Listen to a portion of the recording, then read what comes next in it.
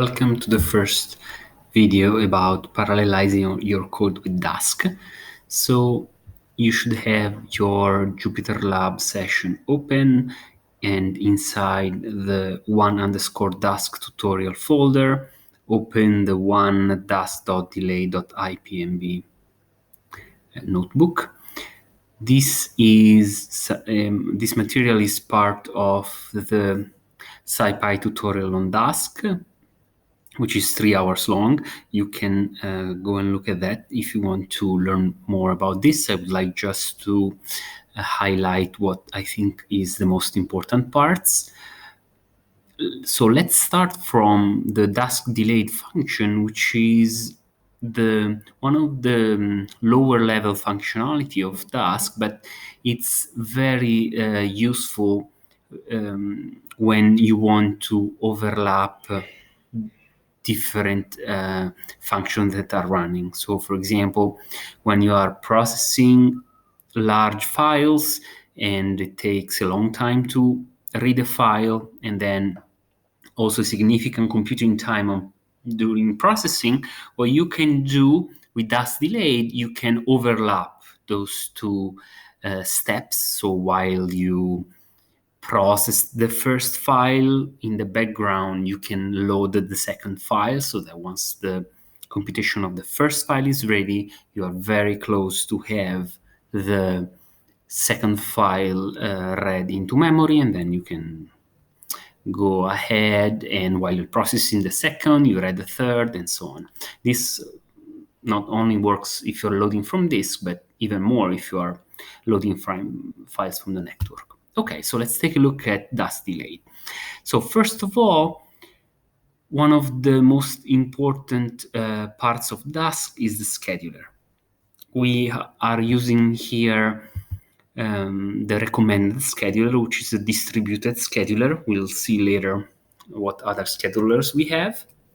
And so once we run this code, this is going to create 4 workers. So what are those workers? Those workers are Python processes that are running in the background. So they are still running on this expanse node, but it's not the kernel of the Jupyter Notebook. They are other 4 separate processes. So we can inspect a little bit more by doing client.cluster. Okay, here is telling us some details about this cluster. So you see that we have 4 workers. They are on separate processes, and Dask automatically grabs all of the resources available. So if we dig into this information about the workers, which we see that each worker has access to 32 threads and about 63 gigabytes of RAM. And then, so basically, Dask is equally dividing the resources that we have on this node among our workers, so that we can make the most use of the computational resources that we have on this machine. And of course, this is the default. If you want to configure it differently, there are configuration options that you can pass to the client. Okay, so let's see how we can use Dask. So let's say that we have some very simple computation, and you see down here that we have 3 steps, and the third step depends on the first 2. Okay, so we compute X and compute Y, and then we use the result of those 2 to compute Z. And this takes 3 seconds, so we are simulating that we're doing some heavy computation by sleeping for 1 second. Okay, so with delayed, so it's clear here that the first 2 functions are independent one from the other. Okay, and so they could run in parallel. Okay, And then once they are completed, we could execute the third. And so delayed is a very high level interface to make this working.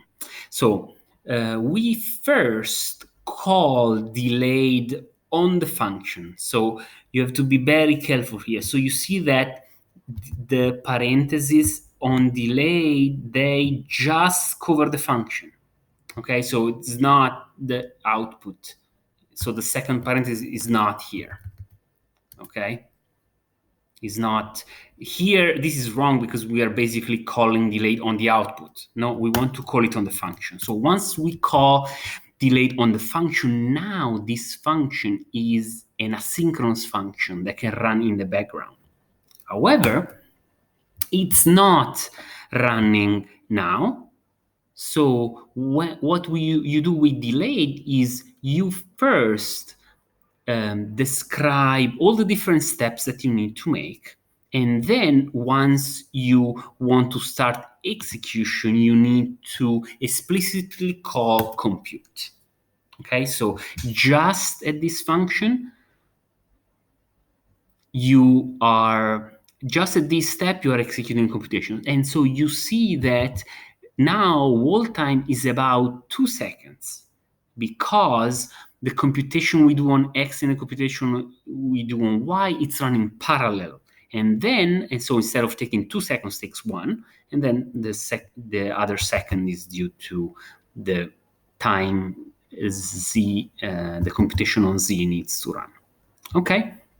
So, and what does Dask do while we are building off our computation? Is building a direct acyclic graph, which is this one, that describes the dependencies. So this is the very complicated thing that we need to do when we want to do parallel computing.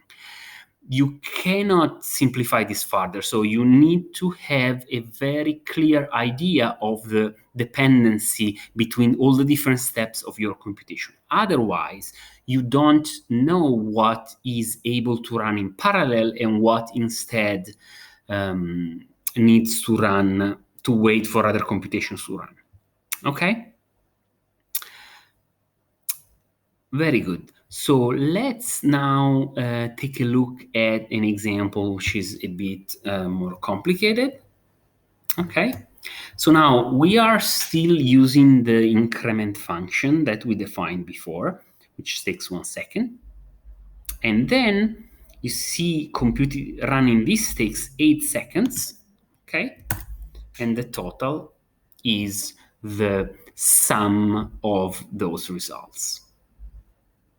Now you should use delayed. So you should copy paste this code and then tweak it to add delay where you think it should run. And so if you want to stop the screencast now and try to do it yourself, then we'll look at the solution. Okay, so you see here, what we want to do is we want to call delayed on the increment function so that is now asynchronous and can run in parallel. And so you see that result.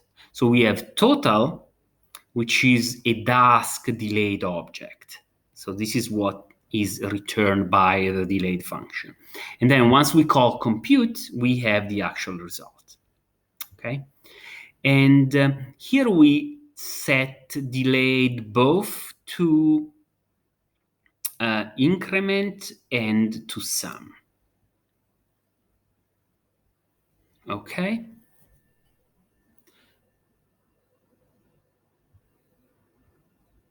Okay, let's take a look at one other example. So in this case, it's a little trickier because within the loop, we have a conditional. Okay, and so you see that we have some data, and if the data is even, we're doubling it. if it's not, then if it's odd, then we are increasing it. Okay? And this is a little trickier to parallelize. And if you want to try, you can stop the screencast now, and then we'll look at the solution.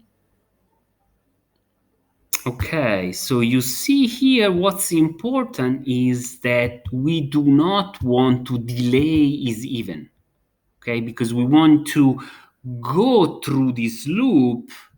We don't want to make this asynchronous. We want to create a loop. We want to run the loop synchronously so that we can create the array of results.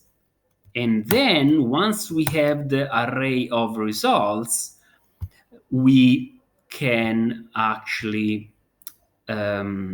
execute, then do the final sum and then do the compute.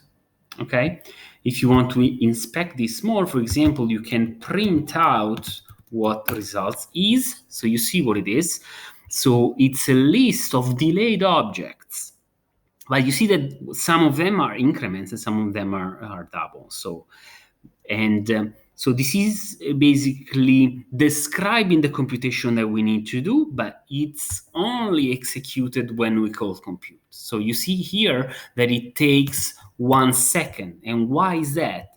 Because all of them can run in parallel. So instead of taking 8 seconds, this is only taking 1. Okay? Okay. So this is very useful if, especially if you have some of the operations that are not very computationally intensive, because of course, if all of them are very computationally intensive and they could use, let's say, all of the 128 cores pretty efficiently, then you would not have any speed up, okay? Because that's the computational power of your machine. If you're using 1/8 of that in parallel, or you're running one task at a time, that wouldn't gain you anything. But if you have, for example, some operations that are waiting on network, or you have computation that cannot use efficiently all the threads, in that case, overlapping them with delayed is a very good technique. Okay, then we have one last example. We are going to go very quickly on this. So you see, we can use this also with pandas data frames. So data frames are like tables, and you can do. So here we are doing a group by. And then what we want to do here is we want to parallelize this computation. So basically, instead of running one file at a time, we want to run all of them in parallel. Okay? And you can parallelize that. So if you want to pause the video now and try yourself. And down here, we have the solution where basically we are running we are doing this asynchronously. So you see that we have delayed here, and we are computing the intermediaries and then doing this last step. And this is one way of doing this. But I think a more straightforward way of doing this would be, instead of computing these intermediaries, we can just go to the end. We can go to until the end with Dask, so that we keep not finalizing the execution, and then we want to call compute at the very end on min. So you can try this yourself and see if this works for you. Thank you.